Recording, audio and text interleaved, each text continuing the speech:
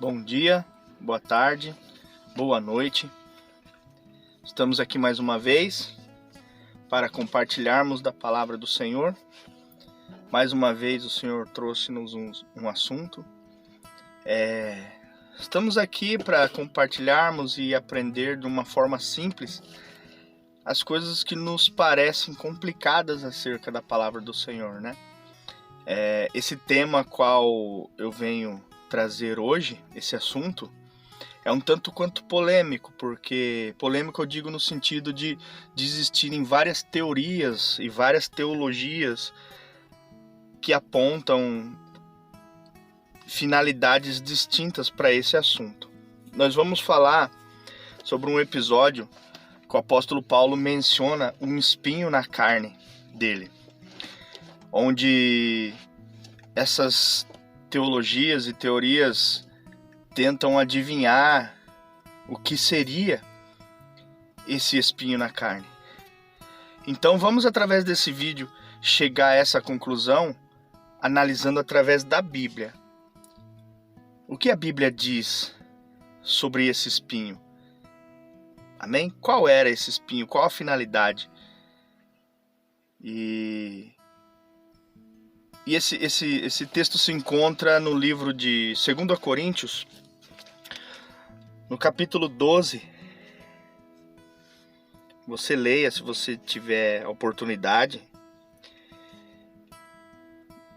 2 Coríntios, capítulo 12, a partir do versículo 6. Porque se quiser gloriar-me, não serei nécio, porque direi a verdade, mas deixo isso para que ninguém cuide de mim mais do que em mim vê ou de mim ouve.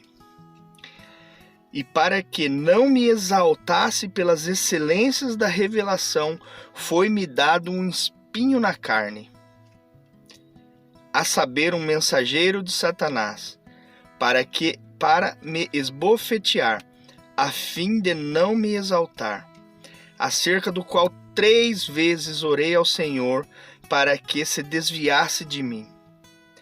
E disse-me o Senhor: a minha graça te basta, porque o meu poder se aperfeiçoa na fraqueza.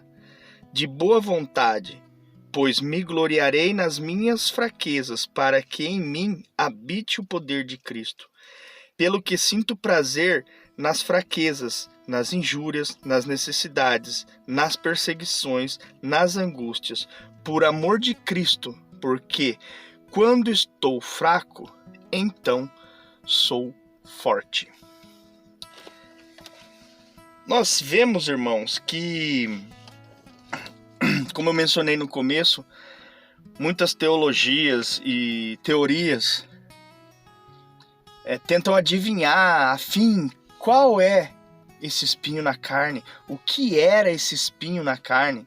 Uns dizem que pelo fato dele ter se abstido, né, do casamento, ter escolhido não casar, não ter família em prol de pregar o evangelho, muitas pessoas falam que era uma fraqueza no lado íntimo dele, né? Que eles tinham essa necessidade de ter uma companheira, de ter um relacionamento. Outros dizem que eram alguns pecados. Várias e várias teorias e teologias tentam adivinhar o que de fato era esse espinho na carne. A Bíblia não menciona qual era o problema de Paulo. Esse espinho, para Paulo, certamente era um problema, no qual talvez na cabeça dele, e dá-se a entender pela oração, ele fala que ele orou por 3 vezes para Deus tirar aquilo dele.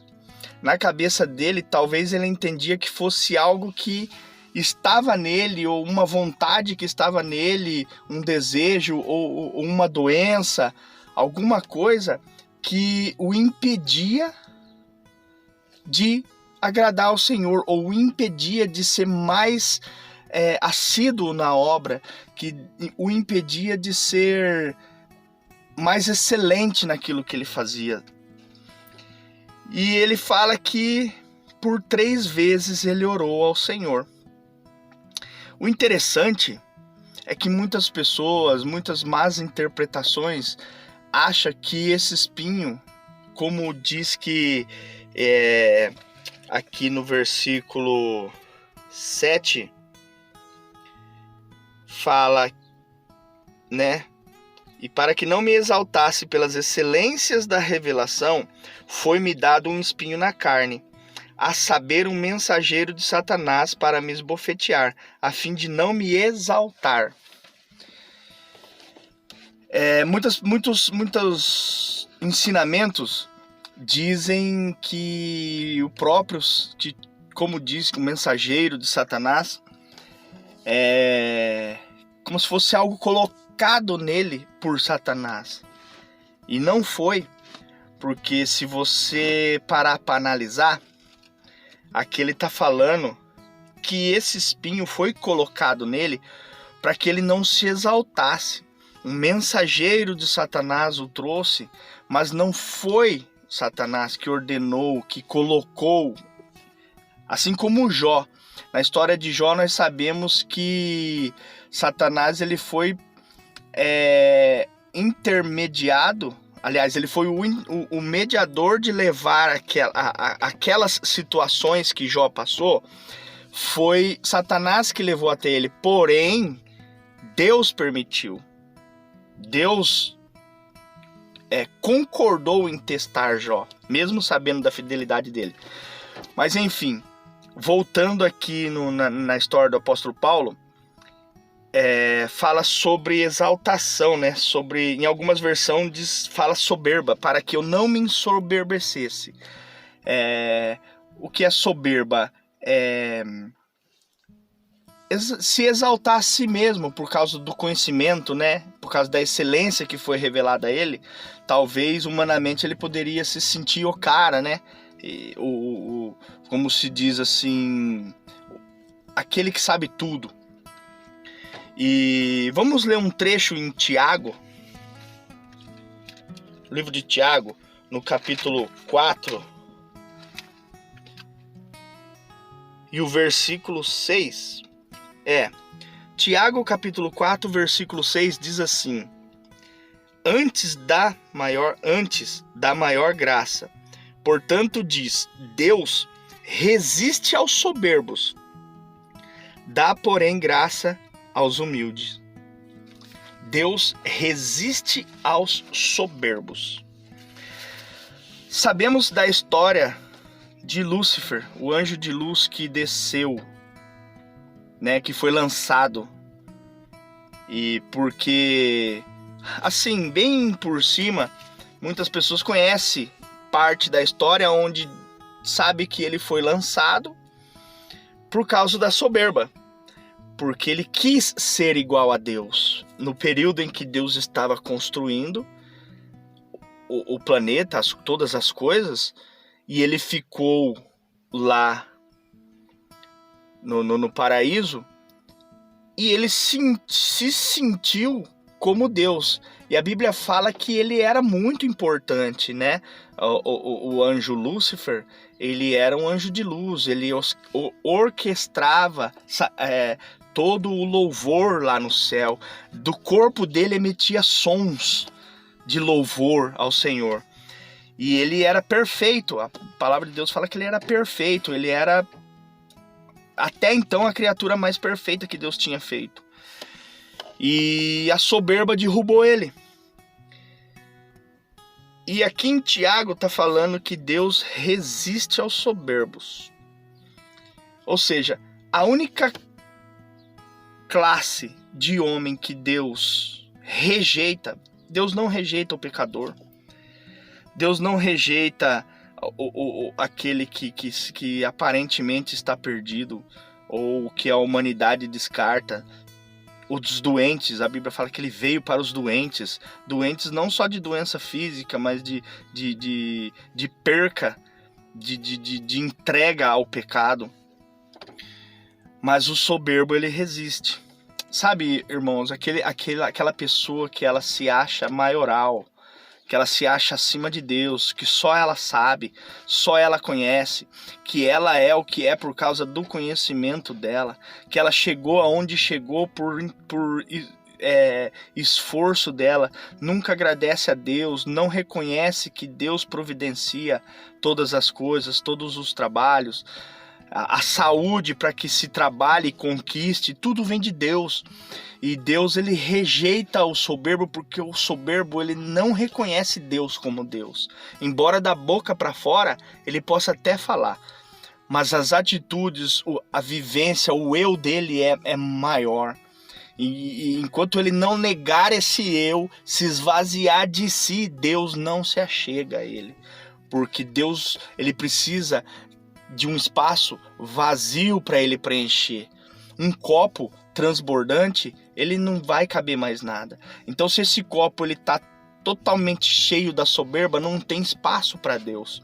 E é por isso que Deus ele resiste ao soberbo. E voltando no espinho na carne de Paulo, por que eu entendo que foi Deus que colocou o espinho em Paulo? Porque justamente por causa disso. Porque se Deus abomina a soberba, se Deus ele rejeita o soberbo, e a finalidade do espinho foi para que Paulo não se ensoberbecesse por causa do conhecimento, e Deus tendo um propósito na vida de Paulo, a qual nós sabemos que foi um dos maiores pregadores do evangelho, se não o maior, nós entendemos, eu entendo, que esse espinho foi justamente colocado por Deus para ele não cometer o pecado da soberba, para que Deus não se afastasse dele, porque o propósito que Deus tinha com ele era muito grande, e Deus conhece o nosso coração. Deus sabe que nós podemos chegar à soberba dependendo daquilo que nos é dado, né?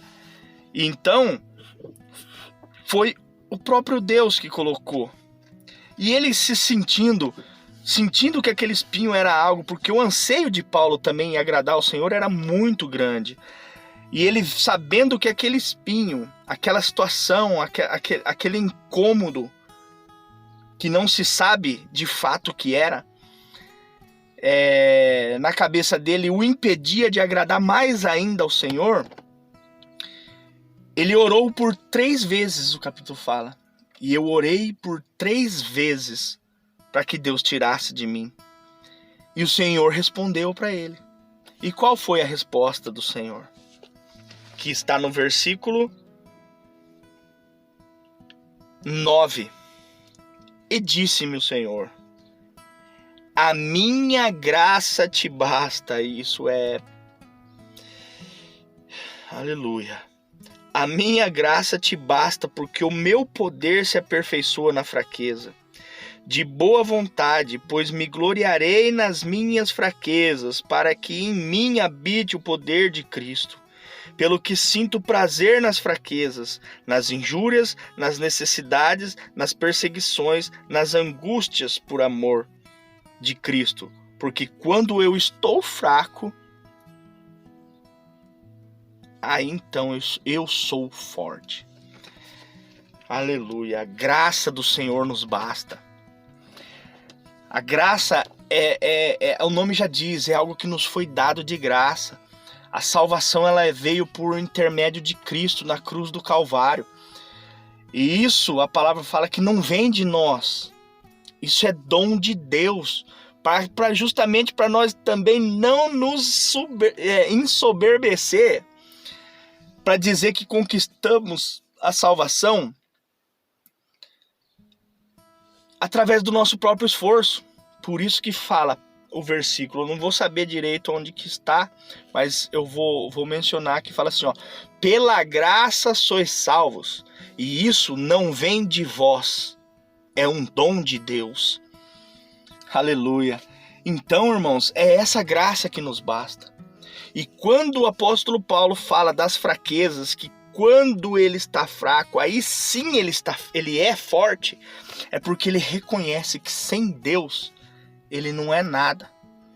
Sem a manifestação de Deus na vida dele e nele, sem ele estar ligado a Cristo, como que num corpo, ele não é nada, ele é fraco. Mas essa fraqueza que o aproxima de Deus, porque ele reconhece que sem Deus ele não é nada. E quando ele se aproxima de Deus, aí sim ele é forte. Porque a força que está nele já não é mais dele, sim é de Deus. Então, irmãos, não interessa se o espinho de Paulo era isso, era aquilo, se era fraqueza, se era doença, se era impulsos, pensamentos, não interessa o que era.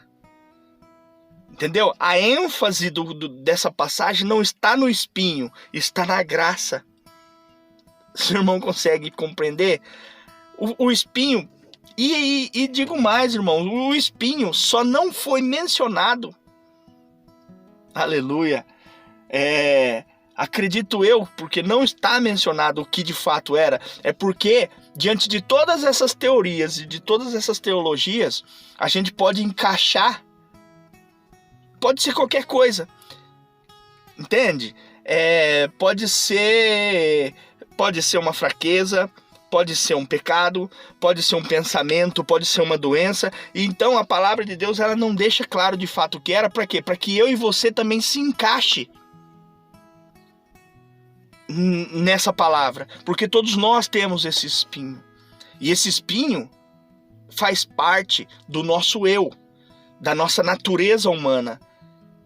E a nossa natureza humana que nos afasta de Deus, os nossos conceitos, aquilo que nós achamos que é certo, né? A nossa justiça, como a palavra de Deus fala que a justiça dos homens é trapo de imundície. O que é trapo de imundície, irmãos? Trapo de imundície nada mais é do que o absorvente usado naquela época pelas mulheres. Na verdade eram panos, eram trapos, e o trapo de imundície era o trapo usado. E Deus, a palavra de Deus, ela compara a nossa justiça humana, a maneira com que nós age, com que nós acha as coisas, se isso é justo ou não é, como trapo de imundície, porque a verdadeira justiça é de Deus. E nós não entendemos, nós não compreendemos a justiça de Deus, nós não conseguimos agir, julgar com a justiça de Deus, porque nós não temos essa capacidade, a não ser que nós estamos em Deus, a não ser que nós desligamos totalmente o nosso eu de nós e começamos a viver a vontade de Deus conforme Ele nos decreta, conforme Ele nos conduz, como eu já falei em vídeos anteriores aqui. Nós somos apenas um veículo aonde o motorista é o Senhor e Ele tem que conduzir. Amém? Então é isso, meus irmãos. O que eu tenho a dizer sobre o espinho na carne de Paulo, não tenho nada a dizer. Eu não sei qual era. E glória a Deus, porque a ênfase não está no espinho.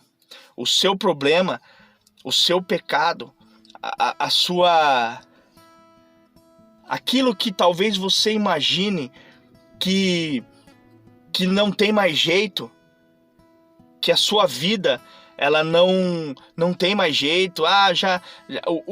Muitas das vezes o homem nos diz que não tem mais jeito, que não temos mais salvação, que somos perdidos, que fulano é perdido, fulano é aquilo por causa de certas atitudes. Deus, Ele não está nem aí com o seu espinho. A graça dele te basta, mas que para isso ter um efeito na sua vida, você tem que negar essas práticas, negar aquilo que você tem em você, que na sua mente desagrada ao Senhor, se desligar das suas vontades e emoções próprias e se ligar no que Cristo quer para você, entregar sua vida de fato para Ele, reconhecer Ele como o Senhor da sua vida, reconhecer Ele como o único suficiente Salvador da sua vida. E aí sim, todo jugo, todo espinho, pouco vai importar, porque a graça de Deus, ela vai ser o bastante suficiente para sua vida. Amém, meus irmãos? Eu espero que essa palavra tenha sido edificante para sua vida. Gostaria de pedir para você que está sendo edificado pela palavra de Deus através dos meus vídeos, que se inscreva no canal, ative aí o sininho da notificação, deixe seu like, faça seu comentário aí se você concorda ou não concorda, se o que meus vídeos têm trazido a você. E vamos em frente pregando o evangelho, reconhecendo que nós não somos nada sem Cristo. Amém? Que Deus abençoe cada um de vocês e até o próximo vídeo, em nome de Jesus.